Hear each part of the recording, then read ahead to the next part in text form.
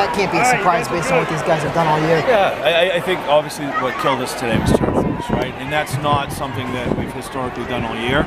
And it put us in a tough situation because, again, all year, Fairhaven has been able to move the ball, right, and consistently score pretty much almost in every possession, right? So each possession was critical today, and I thought our defense played phenomenal.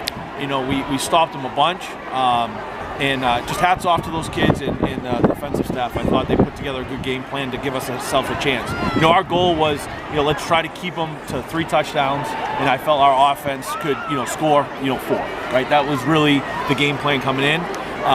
It just, again, the turnovers, I think, when we get in the red zone, we got to finish those things. They seem to be really stacking the box, and there were some one-on-ones, but it just didn't seem to materialize. Was it maybe the wind or just not the right time to take a shot type of thing? Down in distance, maybe? Yeah, no, I mean, there were a couple times where we had called it, and again, it was just a leverage thing, and it wasn't there, so he just checked down to someone else. But again, for me, in those critical situations where we need to move the ball, we were doing the things we needed to do. And it's just, again, on that last drive, when we had that fumble, I mean, we had momentum there. I really felt good about where we were. I felt from a play call perspective, we had what we wanted in front of us, especially when we get on the plus side of the field. Our offense all night was doing really well. So, we felt pretty good. But, I mean, that's the name of the game, right? I mean, we got to hold on the ball. The ball is the game. And, unfortunately, we just gave it up too much. Devontae and Shane both ran the ball well against those big stack fronts. I mean, the 50 whatever it was yarder that Devontae ran, they kind of got you going. Yeah, no, I mean, both of them all year have been phenomenal. And, I was happy that we could lead on them, all night, when we needed to. And again, there were a couple of situations where we needed to build some confidence, right?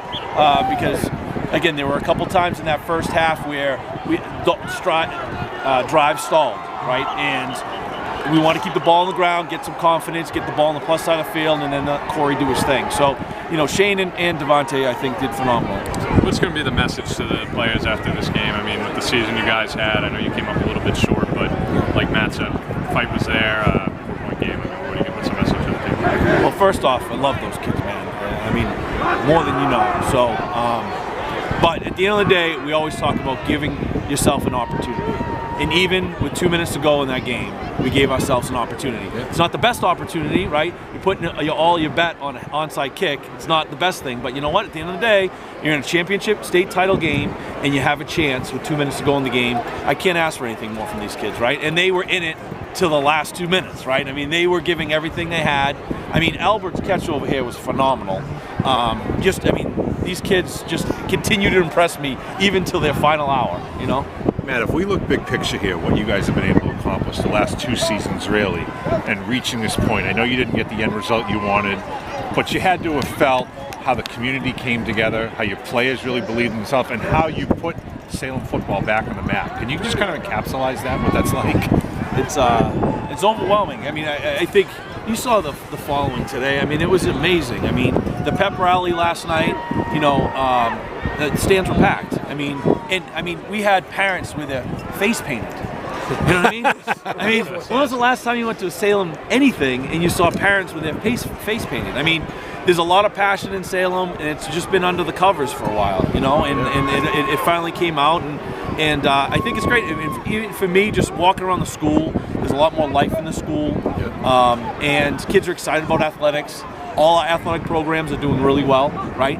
And Coach Christie has done a really nice job over the last couple of years of just, getting people excited about athletics in Salem. And I think the other thing, too, is that even just from an academic perspective, there are a few years in there, right, where, enrollment wasn't where it needed to be, right? And, Salem High School has a great tech program, but it also has a great college prep program, right? So a kid can come and have the best of both worlds, and enrollment this year was great, right? And that's what Salem needs. And if we can do things like this and get people excited about athletics, it's just going to make the future even brighter. I know you're an optimist by nature here.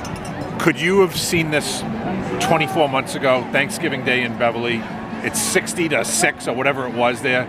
Could you have believed that you'd be taking a team to the Super Bowl 2 years later? 100%. You did. Yeah, I mean. And does that just play to your optimism? Well, I mean, I guess for me, the thing here is that, behind closed doors, I see what happens, right? Yeah.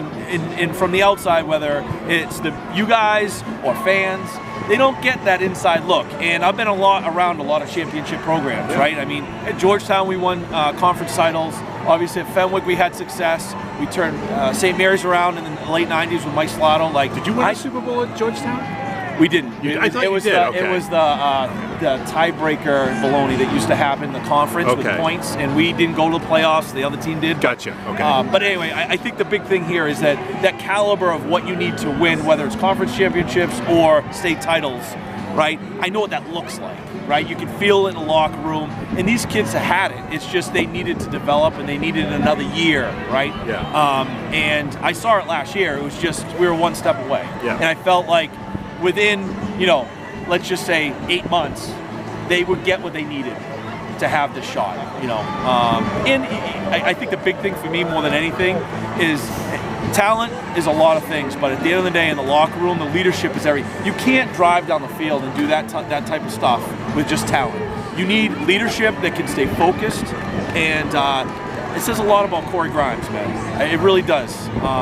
Not only that he athletically can do some things, but he can really manage an offense, and it certainly makes my life a lot easier as an offensive coordinator.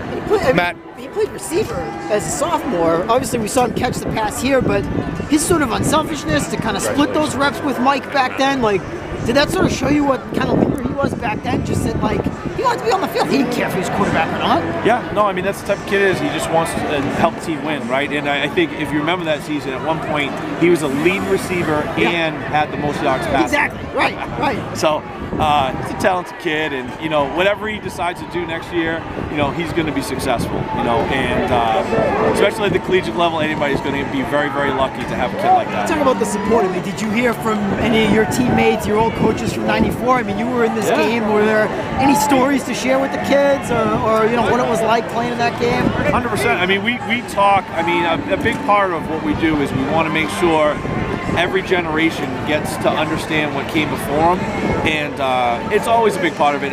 One of the great things this year, we started off the season honoring Ken Perone, right, playing Brewer. I think those things are important, right? They're important for the community, but they're important for, people like Coach Perone who dedicated, so much time to the Salem community, and we only hope that we can build something that like what Coach Perone did.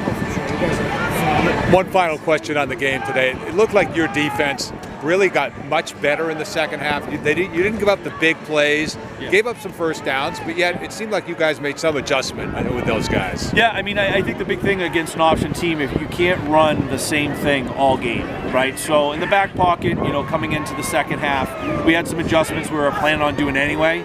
And, again, that's part of calling a good defense, especially in a championship game. You need those things in your back pocket.